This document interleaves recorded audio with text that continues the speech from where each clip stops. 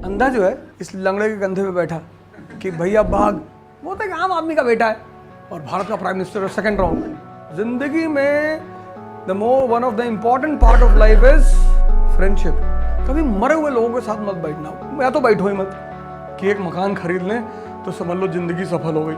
ऐसे लोगों के साथ कभी मत बैठना, भगा तो मार के तुरंत भागो ऐसे। इसलिए भगवान की मूर्ति के अगल बगल कोई मूर्ति नहीं होती।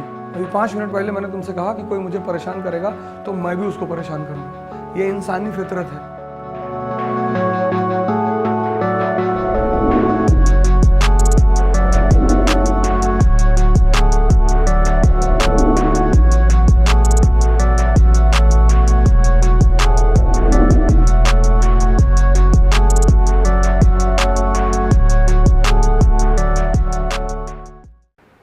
जैसे मोदी है आज, तो अखिलेश यादव, राहुल गांधी, ये सब राजा के बेटे हैं।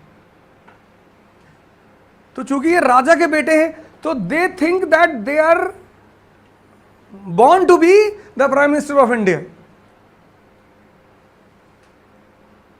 ये तो राजा के बेटे हैं, वो तो एक आम आदमी का बेटा है और भारत का प्राइम मिनिस्टर सेकंड राउंड। कुछ भी कर रहा हो, गलत कर रहा हो, आग लगा रहा हो, लेकिन है। इनको बड़ा दर्द हो रहा है। जब भी तुम बहुत नीचे से ऊपर की तरफ जाते हो ना, तो जो आपके अगल बगल राजा महाराजा होते हैं ना, उनको बड़ा दर्द होता है। वो कह नहीं पाते उस बात को वो, लेकिन उनको दर्द बहुत होता है। मान लो तुम्हारे फादर चपरासी और डीएम डिस्ट्रिक्ट कलेक्टर के चपरासी और तुम आईएएस हो गए फर्स्ट रैंक, तो वो डिस्ट्रिक्ट कलेक्टर तुम्हारे फादर को अप्रिशिएट तो करेगा कि बड़ी खुशी हुई कि आपका बेटा आईएएस हो, लेकिन अंदर से उसको दुख बहुत होगा क्योंकि तुम्हारी वजह से तुम्हारे फादर उस कलेक्टर के बराबर आ गए। अब वो तुम्हारे फादर से ये नहीं कह सकता कि जमीन पर बैठो, नहीं। उसको दुख ये नहीं है कि तुम आईएएस बन गए, उसको दुख ये है कि कल तक जो आदमी मेरा चपरासी था, आज मुझे उसे अपने बगल बिठाना पड़ेगा क्योंकि इसका बेटा डीएम है।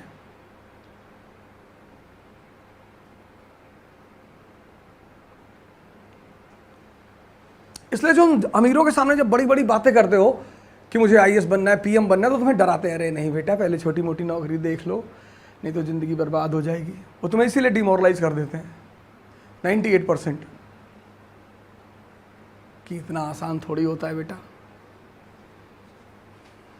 बैंक में ट्राई कर लो, पहले ज़्यादा नहीं उड़ते। और अगर 10 लोग तुम्हें लगातार ये बात कहते चले हैं, भाई अगर तुम्हें कोई आदमी मिले कि अरे तुम्हारा चेहरा पीला लग रहा है, बीमार हो? नहीं, कोई बीमारी नहीं। फिर दूसरे दिन फिर तुम आगे बढ़े, फिर दूसरे आदमी ने कह दिया, फिर थोड़ा सा आगे गए, तो जब 10वां आदमी कहेगा ना तो तुम्हें बिलीव हो जाएगा कि मैं बीमार हूं। जब तुम अपनी रिपोर्ट्स लेते हो, जाते हो ना डॉक्टर के पास, ब्लड रिपोर्ट, तो हालत खराब रहती, और जब वो ऐसे आंख करके देखता है तब तो तुम्हारी और खराब हो जाती है भाई। तो तुम फिर उससे कहते हो कि कुछ हुआ डॉक्टर साहब? नहीं तो बहुत बढ़िया, मैं तो आदत है ऐसे ऐसे करने की। और तुम्हें लगा कि मैं मार डालोगे, मैं ऐसे ऐसे करके देख रहा हूं। तुम देखो उसकी सिर्फ बॉडी फेस लैंग्वेज का कितना असर पड़ता है तुम्हारे ऊपर। तो रिपोर्ट ऐसे उठा के करते कि गए।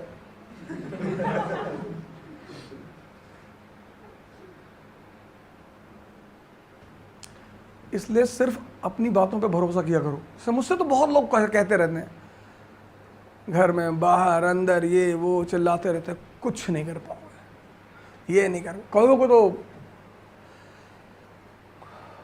गाली देके भगा दिया, कईयों को पीट दिया, किसी का सामान चोरी कर लिए, किसी के बच्चे को मार दिया 2-3 हाथ रात में पकड़ के, और रोता रोता चला आया, पीपल के नीचे मारा, वो पीपल के नीचे रहता ऊपर। मेरे खिलाफ जो बोलेगा उसको मैं परेशान करूंगा। ये बात वीडियो में जानी चाहिए। वो मैं कैसे भी करूं, वो तो मैं करूंगा, मजा आता है मुझे।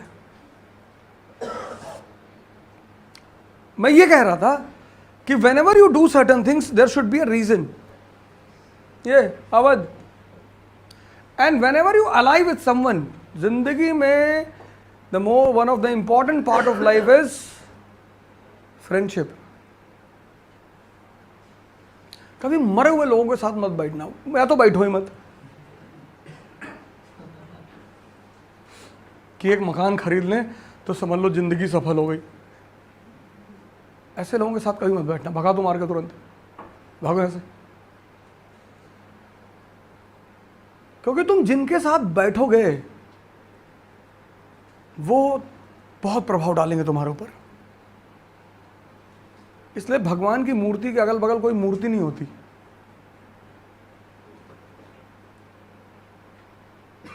इसलिए मालिक का कोई दोस्त नहीं है।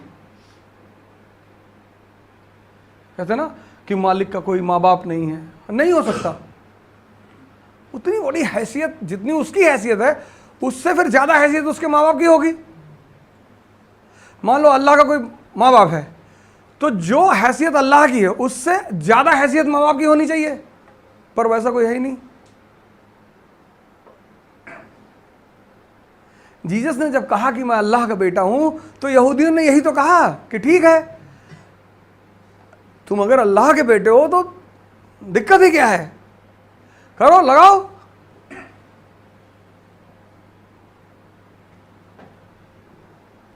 भाई तुमने गाड़ी रोकी, पुलिस वालों ने गाड़ी रोकी तुम्हारी चौराहे पे, और तुमने नरेंद्र मोदी को फोन लगा दिया कि नरेंद्र, तो पुलिस वाला तो तुम्हारे पैर पे लेट जाएगा कि अरे साहब है कि नहीं। जब एक देश का प्रधानमंत्री से दोस्ती होने पर इतना जलवा हो सकता है, तो उससे यही बात जीसस को मारने वाले जानना चाहते थे। पर जीसस की प्रॉब्लम यह थी, जीसस गलत नहीं थे, जीसस की प्रॉब्लम यह थी कि उन्हें साबित नहीं करना था। लेकिन फिर भी उन्होंने साबित किया। कैसे? उन्हें साबित कर दिया फाइनली कि मैं अल्लाह का बेटा हूं, भगवान का, गॉड का। कैसे? बता दो, पहली रैंक रहेगी आईएएस में तुम्हारी, नहीं तो दूसरी हो जाएगी, रैंक तो आएगी। उतना पेन सही करो लटक कर। जो लोग उन्हें मार रहे थे वो उनके लिए दुआ पढ़ रहे थे। इम्पॉसिबल है। अभी 5 मिनट पहले मैंने तुमसे कहा कि कोई मुझे परेशान करेगा तो मैं भी उसको परेशान करूंगा। यह इंसानी फितरत है।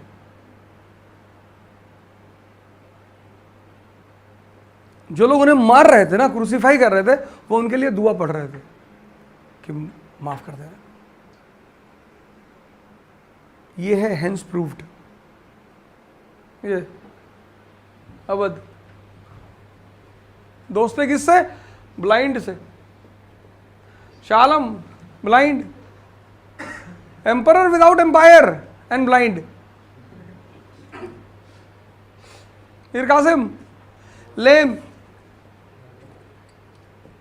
लेम भगोड़ा, और ये अवध इडियट।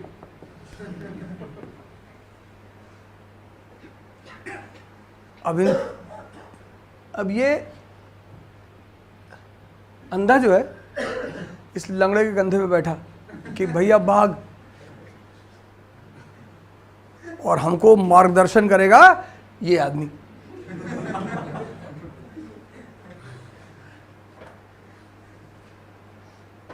ये है दोस्ती। और ये तीनों लोग जाके उस पावर से लड़ गए, east India company, emerging power in the world, not India, with smart rulers like Robert Clive। सांस भी लेते हैं तो प्लान करके।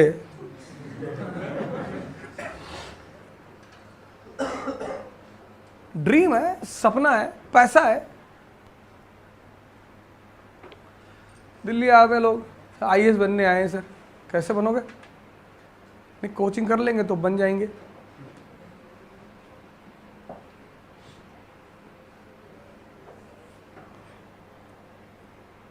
वो कोई दिक्कत है ही नहीं।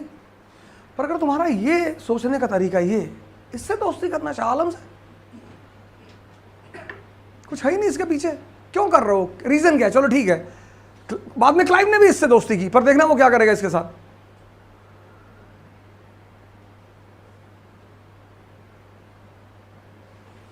And then the two parties met at Buxar. Result was clear. बताने की जरूरत ही नहीं।